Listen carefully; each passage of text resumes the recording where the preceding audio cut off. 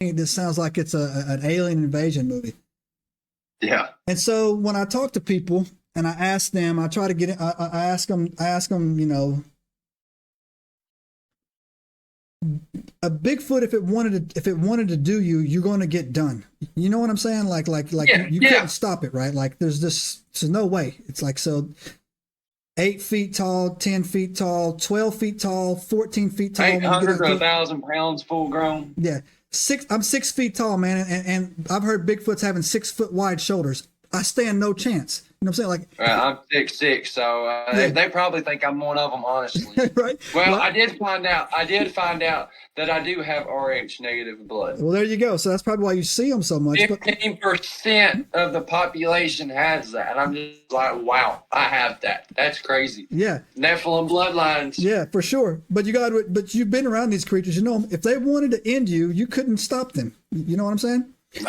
No, Lord, no, I couldn't. Yeah, and so Nope. so that's the thing, that like Bigfoot's, like you said, there's a certain type of benevolence about them, like a protector for them. They watchers. For the most part, they just want to be left alone, right? They don't want to come down. Yeah, every now and then you'll hear a story where they're eating dogs or they're doing something, man. But like Right. around about. So Harley, man, I want to get your opinion, man. And I've talked to people that said no, they're 100% spiritual. No, they're 100%, you know, a Gigantopithecus or something, you know, just a remnant on there, right? So like, right. Gigantopithecus. Yeah, man. So like 100%, man. Like something like, no, this is it, man. But like, I'm with you, man. I think they are much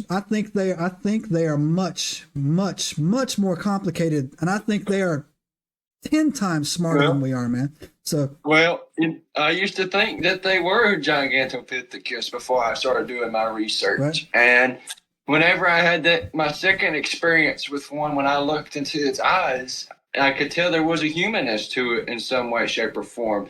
And right after that, I went looking into the Bible for answers, you know, and I found that Cain was cursed to be a restless wanderer of the earth. And I was like, well, that could explain it. But then I was like, you know, there's the orb phenomenon and all that stuff. Well, then I looked at Esau too, you know.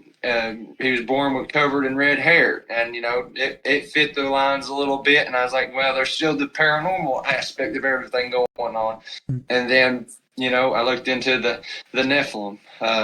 You know, the fallen angels procreated with human women and created the Nephilim.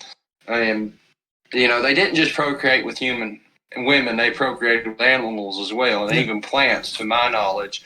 And this is where I'm about to blow your mind. I don't know if you've heard this term or not yet, but I hope I blow your mind right here. So there's a buddy of mine named Bo Kennedy. He has the Bump podcast. He called me up. He actually told me when I was a guest on her, he knew a woman that had a relationship with a Bigfoot. What? This Bigfoot would come and visit her. Not like that, like a friendship relationship. What? And it would come and visit her in a physical form as a Bigfoot, and it would come and visit her in an orb form. I've heard that story. It communicates. No, not that. I met that woman. Oh. I met her. The guy I'm going to introduce you to knows that woman. So yeah, go ahead, tell that story. I met her. So this Bigfoot communicated with this woman telepathically. It told her that it was a Eliud, and the Eliud are the children of the Nephilim. Yep. I met her at my very first Bigfoot conference up in Pennsylvania this year.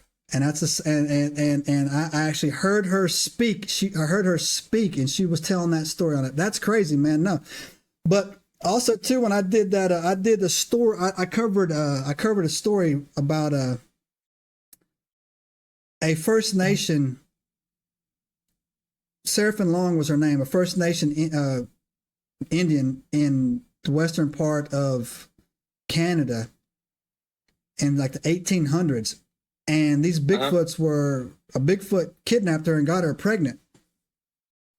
But she was describing it, but the way she described it to me, from knowing what I know now, that it sounded more like a wild man than actually like a Bigfoot, right? Like it wasn't a Patty class Bigfoot, but it sounded more like a wild man when she was telling like this story, right? But so it makes you wonder if feral people, you know, that could be a likely possibility. Yeah. And you know, with all this gene manipulation and all the technology that's out there, I mean, who's to say that the fallen angels aren't helping achieve this technology and all this stuff? Oh yeah, no, because apparently they're supposed to be chained up, but and then all this talk of Nephilim still being underground and all this. There's. Subscribe now and turn on the notifications to join us on this extraordinary journey into the unknown.